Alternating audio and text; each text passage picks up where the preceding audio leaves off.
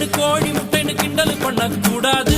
முட்டைக்கு மேல முட்டைய வச்சா 8000 கோபாலு.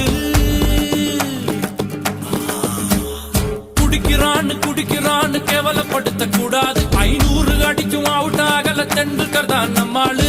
காஞ்சிபுரம் பட்டுடா, பழனிமலை மொட்டடா, பாண்டிச்சேரி மில்லிடா, நம்ம மதுரையில மல்லிடா. கோயிலுக்கு நேர்ந்து விட்ட கால இந்த சாமிடா. கோபம் உண்ணு வந்து புட்டா கூட்டத்தோட காலிடா.